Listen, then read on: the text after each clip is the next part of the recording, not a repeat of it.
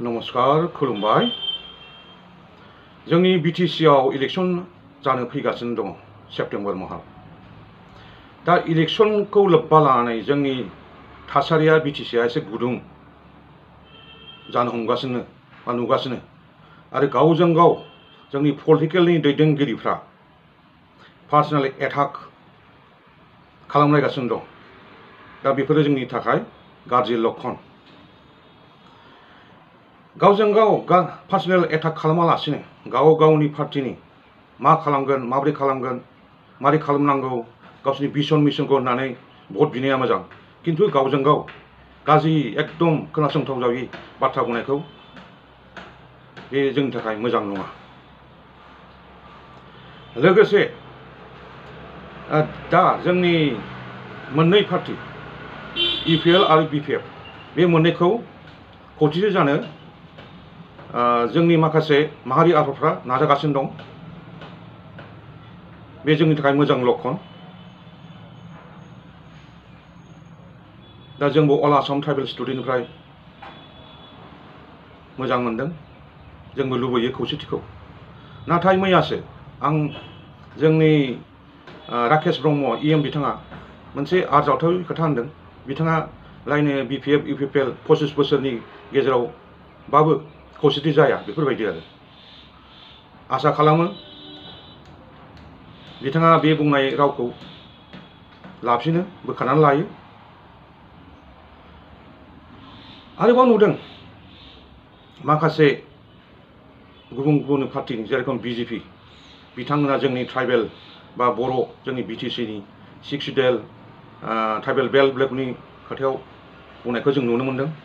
बिथांमोनाथ' tribal belt block सिफायनाय, 6 schedule सिफायनाय, गासिबो हा मोननांगौ जोंनि ट्राइबेलनि बिरोधि खोथा होनदों बिसोरो। बेफोर जोंनि थाखाय गाज्रि लक्षण।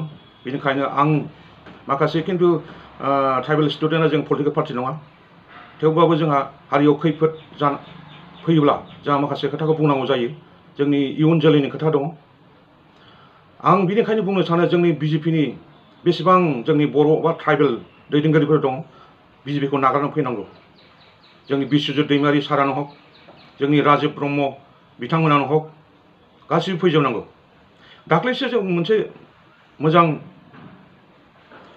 नुनो मोन्दों जोंनि बिजेपिनि ट्राइबेल सेलनि आफादगिरि बिथां शिबनाथ ब्रह्मआ बिजेपिखौ नागारनानै फैबाय। बिथांनिसिम रोजा रोजा साबायखर थादों। बिथाङा बे खैफोद समाव बिजेपिखौ गारनानै फैदों। दा बेफोरखौ नुनानैबो जोंनि माखासे ट्राइबेल बा बर' सुबुङा नैबे जोंनि बिजेपिनि मिटिंफ्राव नुलाबायदों, थांलाबायदों। बेफोरथ' मोजां लक्षण नङा। जेराव जोंनि ट्राइबेल बेल्ट ब्लक सिफायग्रा 6 सिडुलखौ गाज्रि मेगन नायग्रा बेफोरबादियाव पार्टियाव थानाया जोंनि थाखाय मोजां लक्षण नङा। जेराव गिदिर गिदिर दैदेनगिरि जोंनि शिबनाथ ब्रह्मआनो ट्राइबेल सेलनि प्रेसिडेन्टआनो ओंखारबोबाय। जों बे गाहाय लेभेलनि माखासे बिजेपिनि थानानै मा देखायनो सानदों बिथांमोना साननांगोन। जोंनि इयुननि जोलैनि, जोंनि ट्राइबेलनि बेफोरखौ साननांगोन। आसा खालामो बिथांमोना साफा साफा लासै बिजेपिनिफ्राय एंगारनानै फैगोन। लोगोसे जों नुनो मोन्दों माखासे जोंनि ट्राइबेल बेल्ट ब्लकआव जोंनि बिटिसि गभर्नमेन्टआ प्रमद बर' थाजासे माने एडमिसन खालामा होनबाय जोंनि फेरेंगा सारा। आरो होखाराथाय होखारा जोंनि ट्राइबेल बेल्ट ब्लक कासाफ्राव गुबुन हारि नन प्रटेक्टेड क्लासनो हा एलटमेन्ट होनाया बेफोरथ' जोंनि थाखाय बिराद दुखुनांथाव। दा बेफोरबायदि प्रमद थाजासेयाव जुदि माने एडमिसन खालामा, उल्थासो हा होगासिनो नन प्रटेक्टेड क्लासनो, अब्ला जों मा खेत्र'यै माखौ नायनानै जोंनि बर' ट्राइबेलफ्रा नोंसिनि पार्टिनो इउपिपिएलनो जों मारै भट होनो? दा बेफोरबायदि खोथा होनायखौ बुथायना लानांगौ।